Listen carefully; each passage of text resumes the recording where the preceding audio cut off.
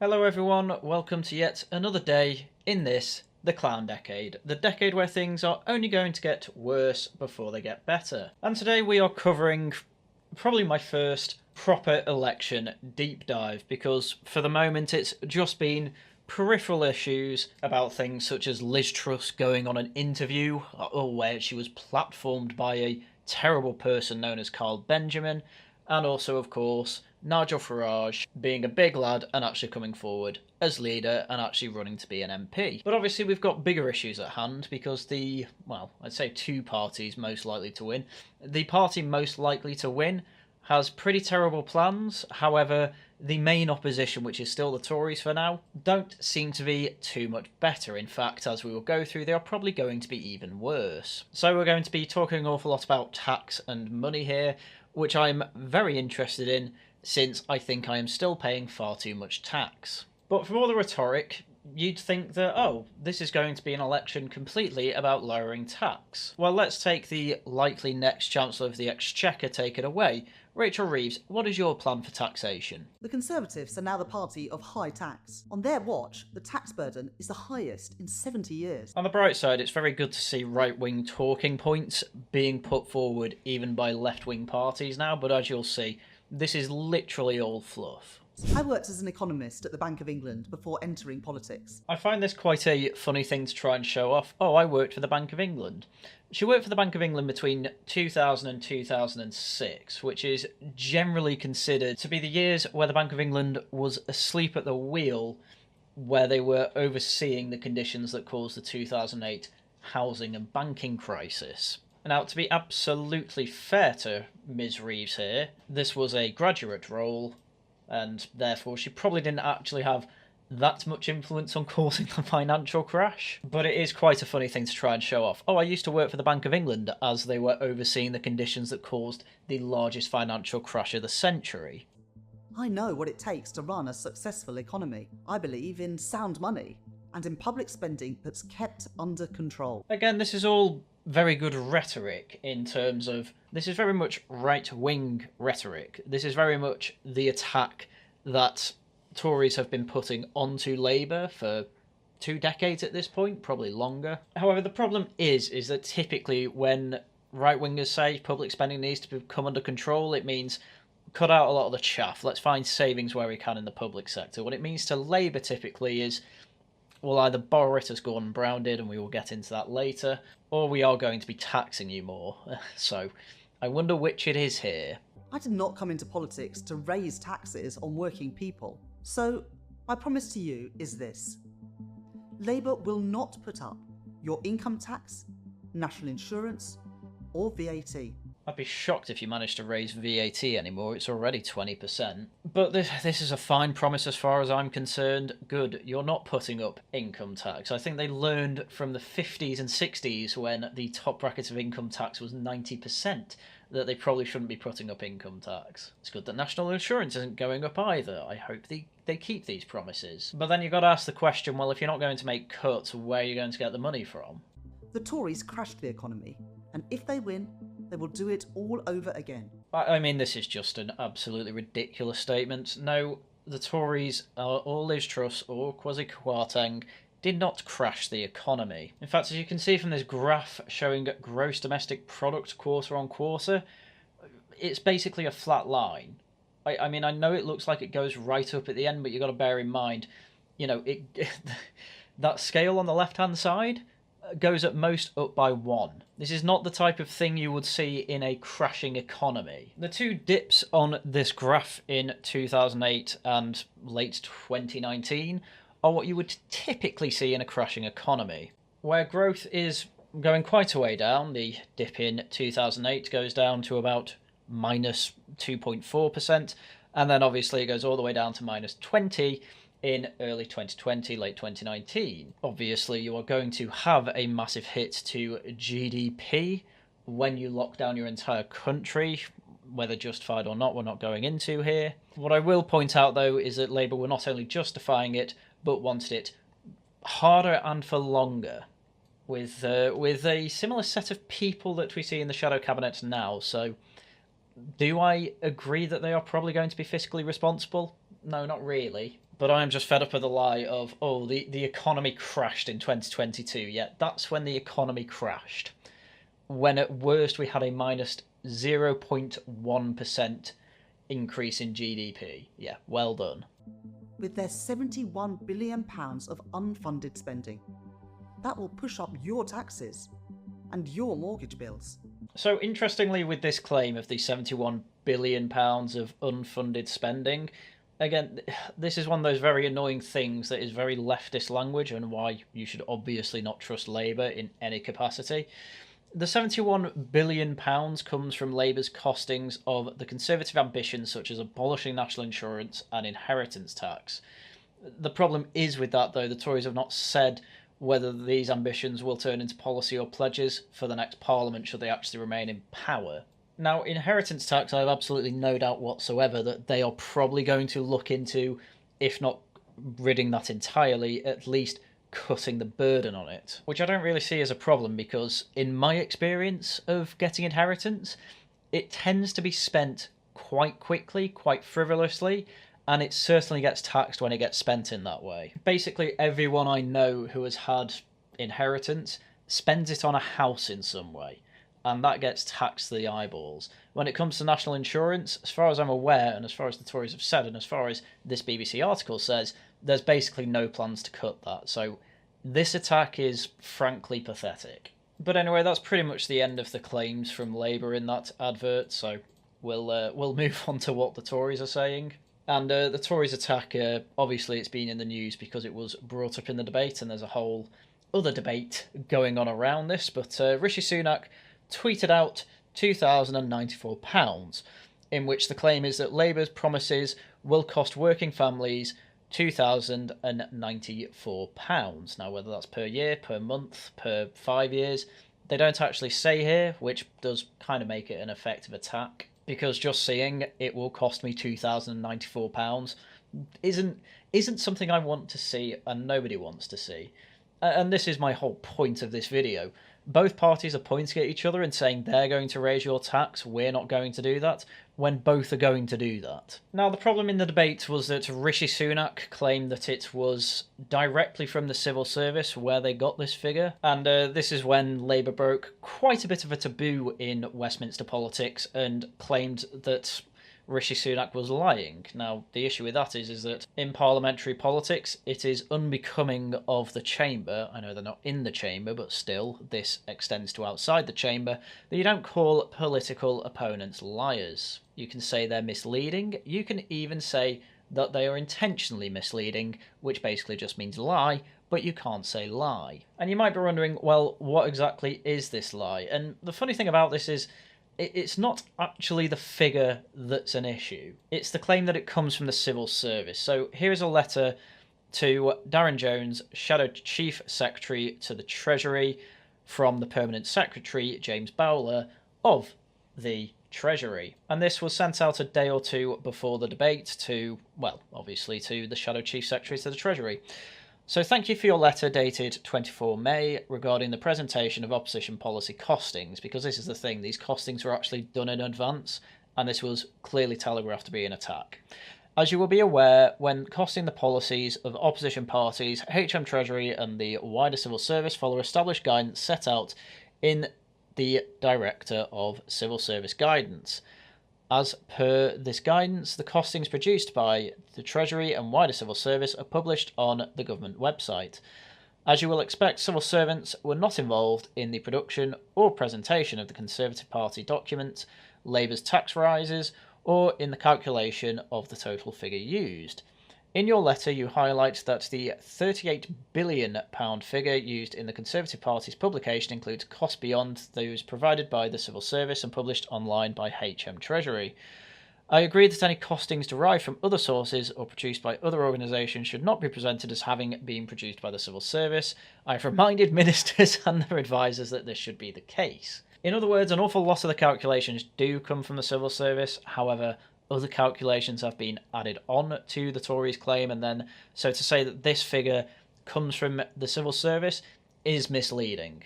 You know, it is not true. The majority of the calculations for the figure come from the civil service, but obviously there are some external calculations put in as well. So to say it comes directly from the civil service, bit misleading. It mostly comes from the civil service. And now when it comes to lies on this magnitude, I don't really care. If the figure is accurate, that is what I care about. The fact that Rishi Sunak said this comes from the civil service, and it turns out it only mostly comes from the civil service, it's actually more of the truth than I expect from a Westminster politician. And it's also worth pointing out that these tactics have been deployed by pretty much every politician and party in power for ever since at least Tony Blair. So as far as I'm concerned, if you're not properly ready for these tactics, then I don't know what to tell you. And naturally, the main line of attack from Labour was just to say, oh, Rishi Sunak lied, and specifically lied 12 times. Here's Rachel Reeves saying that exact line. It's Rishi Sunak who lied 12 times in the debate last night about Labour's tax plans. The truth is, it's the Conservatives that have taken the tax burden to the highest it's been in 70 years. That is the Conservatives' record and their legacy. Labour will not be increasing taxes on working people. I am very clear about that. And everything in our manifesto will be fully costed and fully funded. So I wanted to get that last little bit put in there. Everything in Labour's manifesto will be fully funded and costed. Well, okay. Let's take a closer look at this £2,000 figure then. So, the first thing to note is that the Conservative Party document from which Sunak was quoting doesn't claim that Labour will saddle households with £2,000 a year in tax rises, even if that is how many people will have taken it. The actual figure is 2,094 in the document, and it is supposed to be the cost of filling Labour's fiscal black hole spread over 4 years. In other words, it works out at a little over 500 a year. Moreover, the way the Prime Minister put it seemed to suggest that the burden would fall equally on Britain's 18.4 million working households, yet tax doesn't just fall on households, a lot is paid by businesses. Moreover, Labour has specifically said that it wants the rich to pay more tax, so it is unlikely to place the burden of extra taxation equally across working households. Which again, we're only going to be putting up 500 a year per person. The thing is that that's not actually going to affect you. That is mainly going to affect the rich that we are going to tax, which they are obviously going to do. Keir Starmer's failure to challenge the £2,000 figure until late in Tuesday's debate was somewhat surprising. The Conservatives published their analysis weeks ago, so he must have known that there was a strong chance Sunak would bring it up, nor did he seek to defend Labour's spending plan. Indeed, look through the Conservative Party analysis and many voters might conclude that an extra £500 a year in tax might be good value for money if it did mean 2 million more GP appointments, 700,000 more dental appointments, etc, etc, etc. So, basically Labour failed pretty spectacularly to actually defend the fact that, yes, they are going to be increasing the tax burden, by one, promising it will probably be good value for money, and two, saying, look, this is only going to affect businesses, calm down. But the problem is that Labour are in this weird place where they are trying to make it out like they're also the party of business, while also basically having to concede that the only way they can raise public funds is by taxing business. And so they avoid saying that at every moment they can.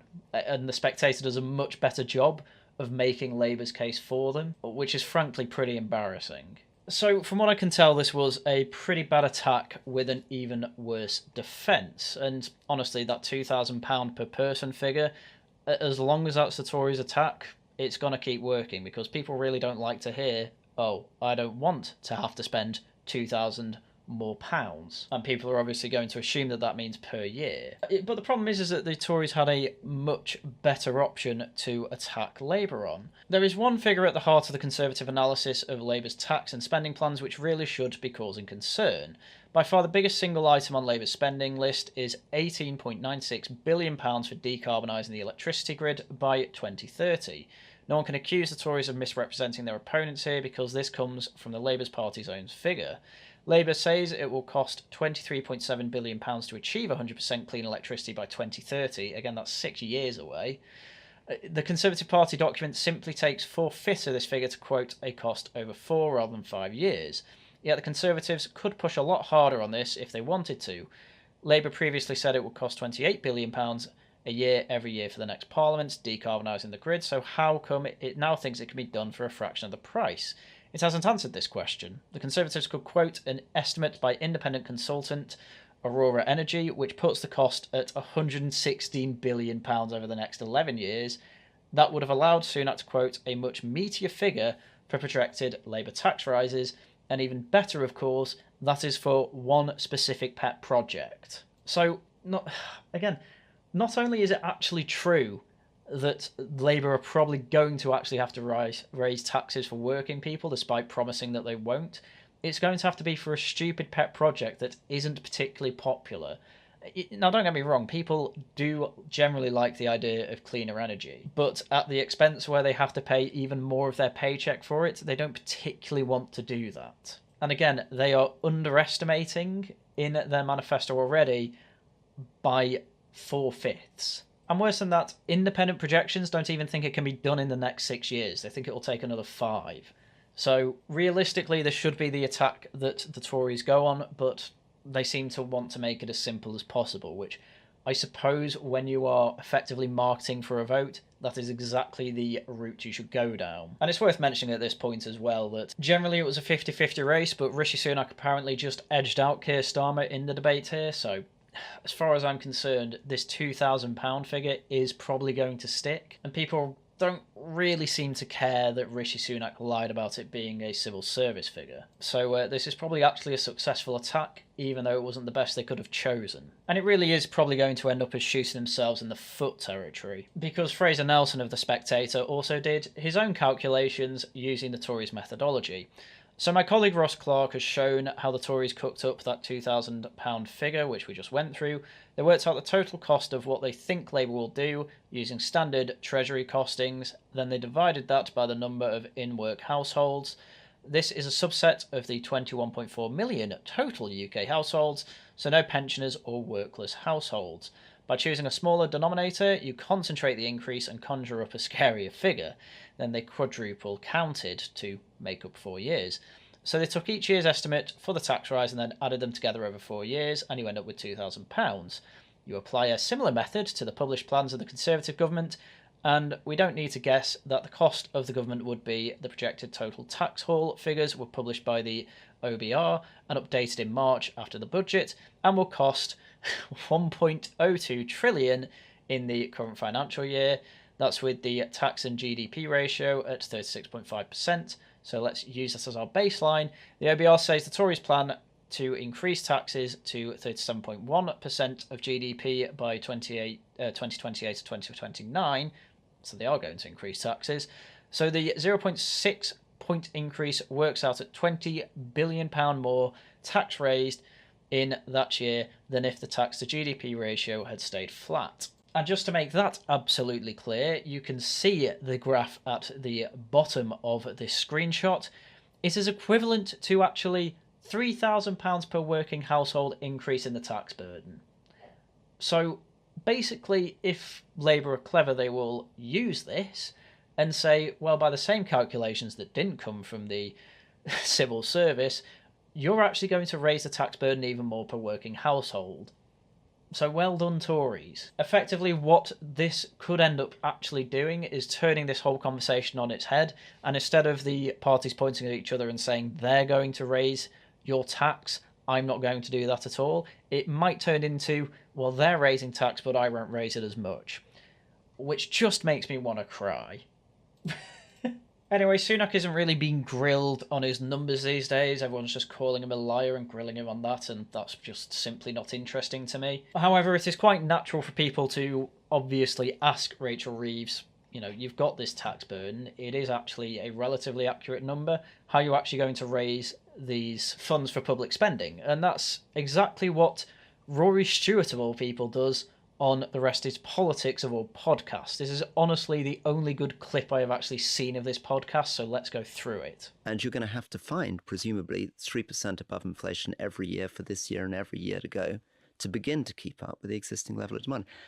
How do we fund this? So to be clear, this isn't a question about the £2,000 figure that I assume they will have gone through it at another part of the interview and they've accepted that that might be a dodgy figure. Instead, Rory Stewart's asking a much more concrete question in that inflation is going to be consistently rising while they are in office, as that is a Bank of England target. They want to be able to keep up with demand for NHS wait times and things like that. How are you going to raise the funds for that and then keep up with inflation? This could have been said in 1997 as well. You know, the NHS, you can't rescue it, it's not going to work. We know what happened there. Yeah, but Gordon Brown borrowed an enormous amount of money, and then the 2008 financial crisis came around and we ended up in a bit of trouble. So there is a way of doing this. Oh, wait a second. Like, what was... Rory Stewart's effectively correct there, and I really do love how the spin doctor of the time, Alistair Campbell, is there saying, oh, hang on, that we don't want to say that, I want to spin this. And that was very much Rachel Reeves shooting herself in the foot. Oh, well, you could have asked this in 97. Yeah, well, we didn't, and it caused a massive issue, so tell us how you're going to fund it then. What was borrowing? Just remind me what government debt was when Labour lost office in 2010, Rory. What was it as a percentage of GDP? So there was a deficit running at 130 billion at the point where they went, right? That is such an excellent... honestly, Rory Stewart did excellently to turn the tables there. Rachel Reeves obviously asking, I'm sorry, what was the percentage of borrowing to GDP at the time that the Tories took office? And Rory instantly says, well, let's actually talk about what matters. The deficit was 130 billion and we needed to bring that down, which... it actually does go to show that Rory Stewart was a good politician. He was just very, very wet. But clearly when it comes to economics, he is not bad when it comes to how do we pragmatically and realistically get these things done. And he knows exactly how to spin a topic to bring him out on top. So, as I say, excellent work here. And I'm not particularly shocked that Alistair Campbell isn't pushing back against him either. And debt as a share of GDP was 60%. What is it now, Rory? It's higher, but I'm not... not... Yeah, it's nearly 100% of GDP. So I don't need lectures, Rory. I don't need lectures from you. I'm not particularly lecturing you. You're asking me how did they do it. I love Rory's reaction to all this as well. He is not trying to defend the Tories here. He's not a Tory politician anymore, but Rachel Reeves is acting as if he is. And almost trying to blame him for putting us in the situation we're in now, whereas... Rory Stewart's whole point here is, yeah, national debt is higher, but we've brought down the deficit. The problem is that, you know, how are you going to manage to fund all these projects and promises that you have given without increasing the deficit again? They did it by borrowing a lot of money, and you're not going to do that. Right, well, this government have borrowed a lot of money, and things are an absolute mess. It's about how you run things. And that's why Wes talks about... You've asked a question. Okay. So... I do. It is kind of endearing how flustered Rory got there, because Rory's effectively in a position where he's saying, I'm the interviewer, why are you grilling me? I'm not in government anymore. I don't even think it's fair to say that he single-handedly or necessarily had a large part to play in causing debt to go up. In fact, I would argue that it was still Labour's problem because, as Rory mentioned, we had an absolutely ridiculously large deficit after Gordon Brown. And that's been brought down to about 51 billion. It's still not great, but it's a hell of a lot more manageable. And the whole point of this question is, are you going to be able to keep it down there? That's effectively what the point of this question is. It's also about how you run things, and that's why Wes has spoken about reform of public services rather than just money. But it's also why we've set out how we will tax the non-doms properly, which your party's had 14 years to do and never has. Tiny amounts of money, Rachel, tiny amounts. I mean, not only is it tiny amounts of money, I don't even see it necessarily as an issue. All the non-dom status does is exempt people who were either born overseas or lived overseas on a permanent basis from having to pay tax on income that they make overseas. Income they make in the UK is still taxed. And that's why it's so little money, because even if you do tax the non-doms, they'll just have an offshore bank account. And then they technically make no income in the UK, even if they live here, and then you can't make the money anyway. It's one of those taxes that's not really a loophole, and it is only there and a talking point by Labour to try and attack the Tories to say, oh look, they're not serious about stopping tax loopholes, because it's not really a loophole. It's actually fairly sensible, because otherwise you'd just be taxing people in the UK twice for money that they didn't even make in the UK. $5 billion a year. Tiny amounts for the NHS. £5 billion is a small amount of money. Just for reference, total public sector income from tax amounted to just over £1 billion. Adding 5 billion to that is literally peanuts. And for reference, 5 billion would fund the NHS for under a week and a half. Rory is absolutely correct to say the non-dom status is just absolutely pointless to even look at. It will bring in that little money. And again, it's not even necessarily unfair. What you need for the NHS, Come on, yes. Rory. For what you need for the NHS, Well, we've yes. committed to have 40,000 additional appointments every single week in the NHS. There's a backlog, as you know, under the Conservatives of almost 8 million today. You know, it's not going to sort out everything overnight. If I promised to do that, I think people would rightly say that's not possible. But we're setting out the steps we're going to take to get the NHS fit for the future again, and we'll start with those additional appointments. And yeah, there's absolutely nothing in there that actually explains how it's going to be funded. Your taxes are going to go up, no matter who's in charge. Who it goes up more under doesn't really make a difference. It's already the highest it's been in 70 years, the tax burden. And the bright sparks in the Labour shadow cabinet are now pressuring Rachel Reeves to higher taxes, specifically capital gains tax as part of an autumn budget, to which the Shadow Chancellor is considering up to a dozen new revenue-raising measures. Members of the Shadow Cabinet want Reeves to increase the rate of capital gains tax as a way to raise billions more to pay for public services, as the Shadow Chancellor has already ruled out raising income tax, national insurance and VAT.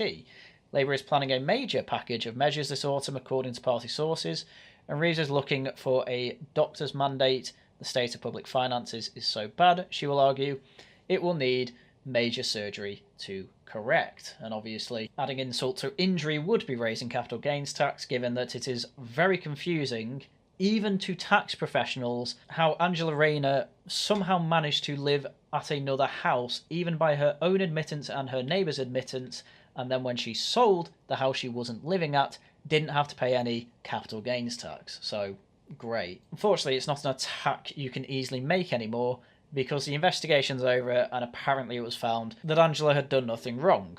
But as I say, tax experts and many other people seem to find that hard to believe. But I think it's best to leave that subject there because it's such an impossible tack to actually make stick. So basically, from what I can tell, both parties are planning to do absolutely nothing to make public spending any more efficient. They are not doing anything to even try and get close to deflationary situations, which you need at some point in the business cycle. And whenever asked about how they're going to fund things, they obfuscate and don't answer the question. What this is screaming to me is that either party will get into office, say, oh, I'm sorry, this is actually absolutely necessary, and then, yes, you will probably see some sort of tax increase, whether it's via stealth taxes or whether it is via direct taxation on things that were not taxed before. I don't know, like private school fees or something like that. Anyway, sorry for the black pill, but I think we need to be very realistic about the situation that we are heading into. So it's best to prepare for things like that. Anyway, that is everything I had for you today. Quick shill. I am on Proper Horror Show's 150th stream tonight. We are watching The Lost Boys of 1987. And it was a... I don't want to give away my thoughts on it, but it was a vampire film that was certainly a film. You may hear my thoughts on it tonight at 8 p.m. Tomorrow at 8 p.m. we will be having a Laughing at the Guardian stream with Don the Pleb to talk about, obviously, Trump and America, It Depends, and Tharium, my regular co-host. So do look forward to that, and in the meantime, as usual, thank you very much for watching, and until next time, goodbye.